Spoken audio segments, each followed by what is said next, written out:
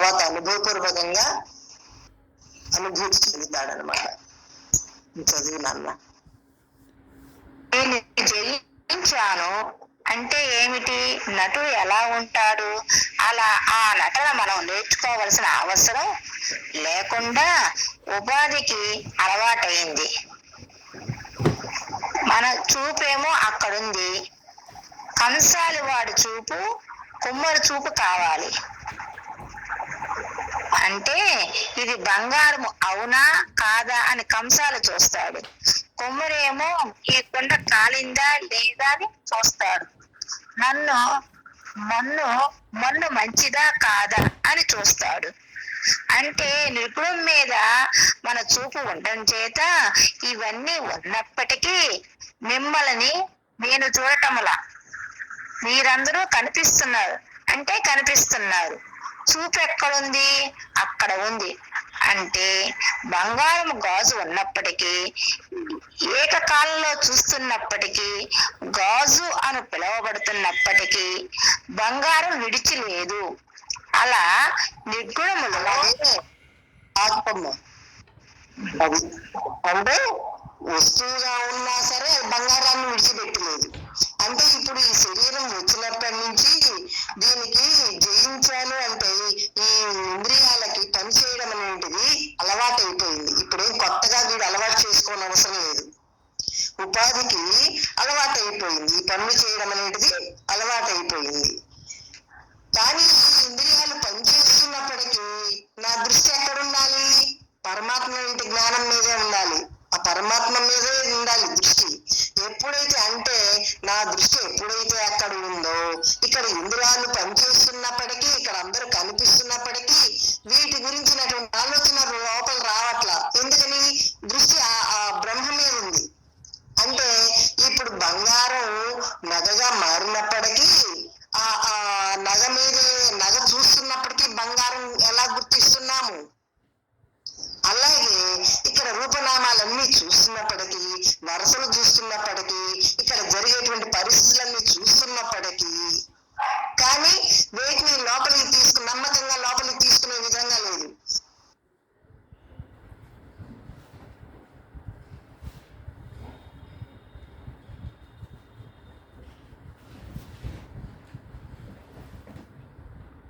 మన్ని దీనికి ఇలా బాగుంటుంది, ఎలా బాగుంటుంది, ఏ మన్ని అయితే బాగుంటుందో ఎలా గ్రహిస్తాడో అలాగే ఇక్కడ గనక రూపనామాల గురించి వరుసల గురించి గనక ఆలోచించినట్లయితే జన్మల పాలవుతాను. ఇక్కడ ఉన్నదంతా కూడా బ్రహ్మ పదార్థమే. ఈ రూపనామాలు కనిపిస్తున్నప్పటికీ వీటికన్నిటికి ఆధారంగా ఆ బ్రహ్మ ఒక్కటే ఆధారంగా ఉంది. ఆ పరమాత్మ చైతన్యం వలనే ఇక్కడ ఇవన్నీ కూడా పనిచేస్తున్నాయి అని ఆ నగను చూసిన వెంటనే ఎలాగైతే బంగారం అనేది గుర్తిస్తున్నామో, నగగా ఉన్నప్పటికీ గుర్తిస్తున్నామో, అలాగే ఇక్కడ రూపనామాలు కనిపిస్తున్నప్పటికీ పరమాత్మగాను వీడు గ్రహిస్తాడనమాట. అప్పుడు విషయానికి లోను కాడు. అప్పుడు విషయానికి లోను కాకపోయేప్పటికి వాడికి హాయిగానే ఉంటుంది. ఏకకాలంలోనే ఒకే కాలంలో వస్తువు కనిపిస్తుంది, బంగారము కనిపిస్తుంది, బంగారపు వస్తువుగా తెలియబడుతుంది.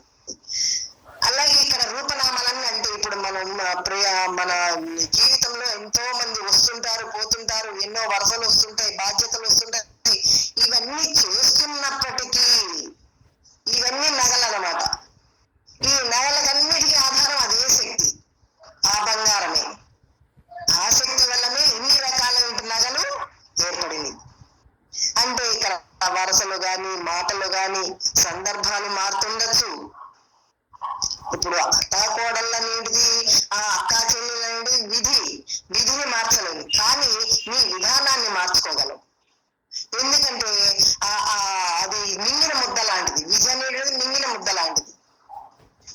అది ఇక్కడ ప్రొసీజ్ అవుతూనే ఉంటుంది. కానీ వాటి మీద అభిప్రాయం ఏంటిది వీడికి కలుగు చేసుకోండి, విధానాన్ని మార్చుకుంటా, ఆలోచనని మార్చుకుంటాడు వాడు. ఇక్కడ ఉన్నదంతా కూడా పరమాత్మ అయితే కోడలుగా చూపిస్తున్నావేంటి, అత్తగా చూపిస్తున్నావేంటి? అసలు శరీరంలో అనుకుంటే కదా అత్తగా గాని, కోడలుగా గాని, అత్తగా గాని, చెల్లెలుగా గాని, ఇవన్నీ ఎప్పుడు శరీరం అనుకున్నప్పుడు. నేను ఇప్పుడు శరీరాన్ని కాదు, గురువు చెప్పారు నేను బ్రహ్మను అంటే అనుభూతి చెందాను, ఇంకా నేను బ్రహ్మను తప్ప శరీరాన్ని ఎప్పటికీ కాదు. కానీ ఈ శరీరాన్ని వాడుకుంటాడు. ఒక వస్తువుని ఎలాగైతే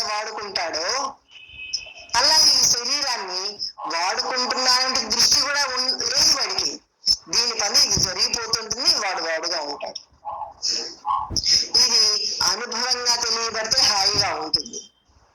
అందుకని నిరంతరం అహం బ్రహ్మాస్మి చెయ్యాలి, అహం బ్రహ్మాస్మి అహం బ్రహ్మాస్మి అహం బ్రహ్మాస్మి ఎందుకు అనుకోవాలనంటే వీడు ఆ స్థితికి ఎదగడానికి ఇక్కడ పెళ్లిమెట్టి ఇదనమాట. అందుకని నిరంతరం మంత్రం చేస్తూ వాడి అభిప్రాయాలు ఏర్పడకుండా వాడికి వాడే సరి చేసుకుంటూ లోపల ఏ రకమైన అభిప్రాయం కలిగినా దాన్ని సరి చేసుకుంటూ హాయిగా ఉండాలి. ముందుకెళ్తూ చదువులానా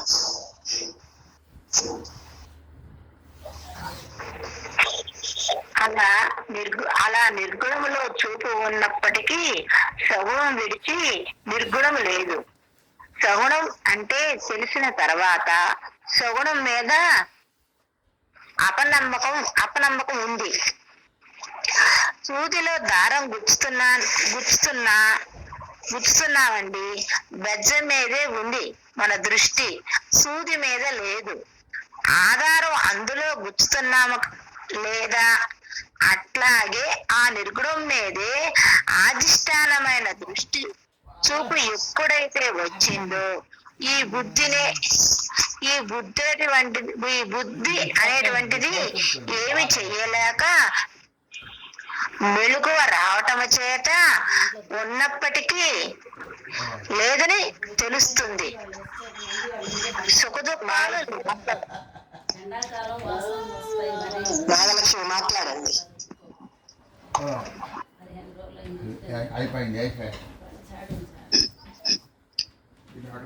నాగలక్ష్మి మాట్లాడండి అమ్మా.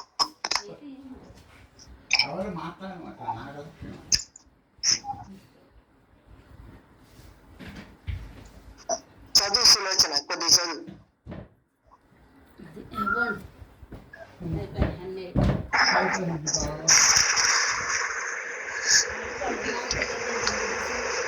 సుఖదుఖాలు లేదని తెలుస్తుంది.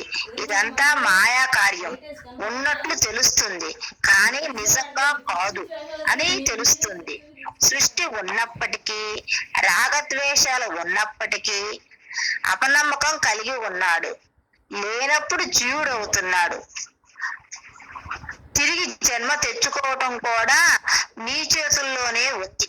ఇప్పుడు నేనేమి చేయాలి?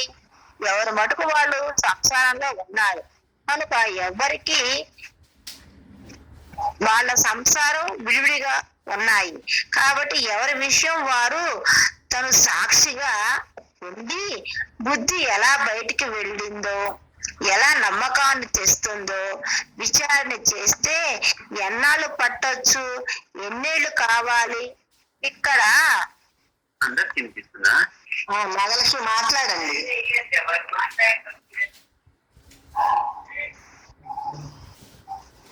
నాగలక్ష్మి మాట్లాడండి అమ్మా. రావట్లేదు. సగుణం చూస్తున్నప్పటికీ దృష్టి నిర్గుణం మీదే ఉండాలి. అదేం చేయాలంటే ఒకసారి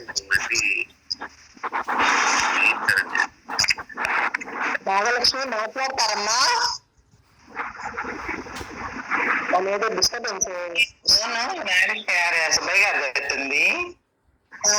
వాళ్ళ అబ్బాయి ఉన్నాడు ఇంట్లో.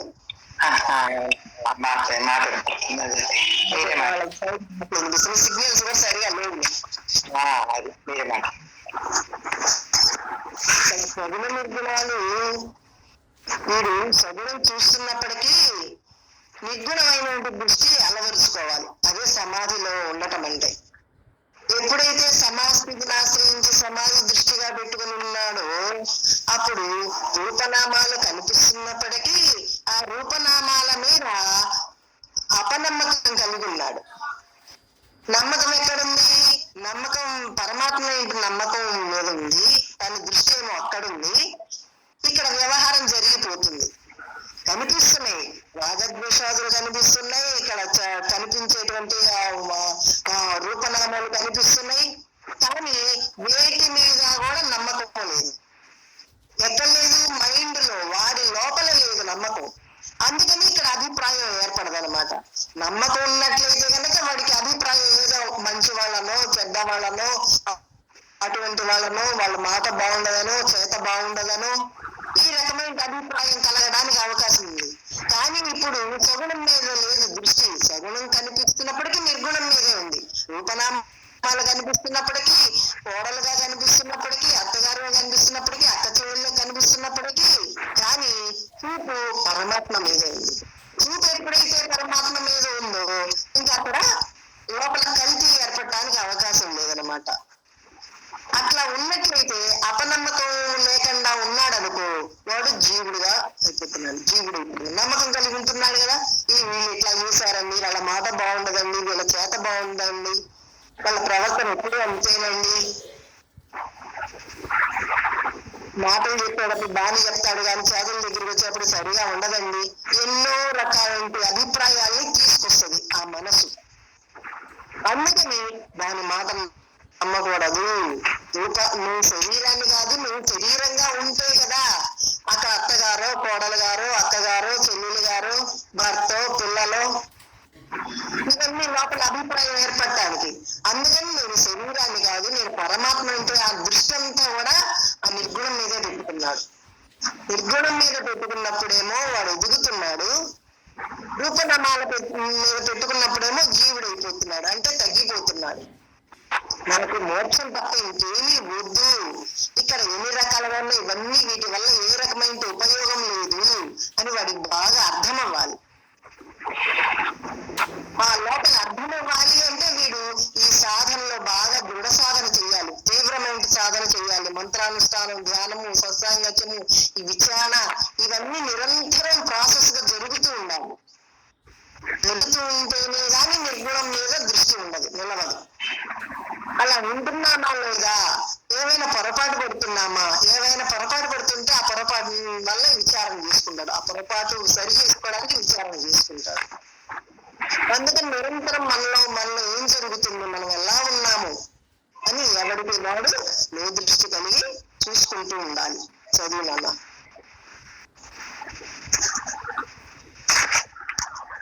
జన్మ తెచ్చుకోవాలన్నా నీ చేతుల్లోనే ఉంది, మోక్షం తెచ్చుకోవాలన్నా మోక్షం తెచ్చుకోవాలని ఇప్పుడు చెప్పుకోవడానికి చెప్పుకుంటున్నాం. ఆ స్థితిలో ఉంటే అక్కడ మోక్షము లేదు, జన్మ లేదు.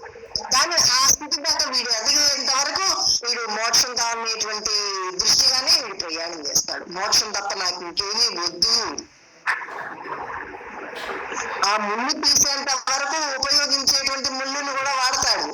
ఆ ముళ్ళు తీసిన తర్వాత ఎలాగైతే ఆ ముళ్ళు ఈ ముళ్ళు రెండు కూడా వేస్తాడో, అలాగే వీడు మోక్ష స్వరూపుడు అంటే ఆ స్థితిలో నిలబడేంత వరకు కూడా మోక్షం కావాలి, మోక్షం తప్ప నాకు ఇంకేమీ వద్దు అనేటువంటి విధంగానే వాడు అంతరంగం ప్రయాణం చేస్తుంది. అసలు ఉన్నదంతా బ్రహ్మమేరా, బ్రహ్మ తప్ప రెండోది లేదు అంటే చెప్పినంత తేలిక కాదు కదండి. వాడు ఆ స్థితిలో ఉండటం అనేటిది. అందుకని ఆ స్థితి పొందేంత వరకు నిరంతరం తల పడిపోయేంత వరకు ఆ స్థితిలో నిలవాలి. ఏదో కాసేపు ఏదో శ్మశాన వైరాగ్యం లేకపోతే పురాణ వైరాగ్యం ఉన్నట్లుగా విన్నంత కాసేపు బాగుంది, తర్వాత మళ్ళీ విషయాలు, మళ్ళీ అలజడి ఇలా ఉన్నదనుకోండి, అది వాడికి హాయినివ్వదు. పూర్తిగా పండిన పండు అయితే గనక నాలుగు పక్కల పండినటువంటి పండు ఎలా మధురంగా ఉంటుందో, వీడు సర్వకాల సర్వావస్థలు ఎందు జ్ఞాన దృష్టిగా అట్లయితే వాడు హాయిగా ఉంటాడు. లేకపోతే పచ్చికాయ కనుక ఓ పక్క రంగు వచ్చి ఓ పక్క పచ్చిగా ఉన్నది, అది ఎలా అయితే మధురాన్ని ఇవ్వదో, మధురంగా ఉన్నదో అది తిన్నప్పటికీ, అలాగే వీడికి ఏదో పురాణం అంటే ఈ ప్రసంగం జరిగినంత సేపు బాగుంటుంది, లేకపోతే ఏదైనా పుస్తకం చదివినంత సేపు బాగుంటుంది, లేకపోతే ఎవరన్నా ఈ మన సెల్లో మహాత్ములు ఎవరు చెప్పిన ఉన్నంత సేపు బాగుంటుంది. కానీ తర్వాత మళ్ళీ వాడి ధోరణి వాడికి వచ్చిందనుకో, సాధనలో చాలా ముందుకు వెళ్ళాలి, చాలా సాధన చేయాలి, తీవ్ర సాధన చేయాలనేది వాడికి తెలియబడాలి. అంటే నిరంతరం మన దృష్టి నిర్గుణతత్వం మీద బ్రహ్మవంత జ్ఞానంగానే ఉండే విధంగా మన చేతుల్లోనే ఉన్నదనేటువంటిది మన సాధనలోనే ఉన్నది, మన ప్రయత్నంలోనే ఉందంట. మంచి సాధన చేసి, తీవ్ర సాధన చేసి సరైన స్థితిని పొంది ఉంటే మన ప్రయత్నం ఉండాలి. చదువు నాన్న.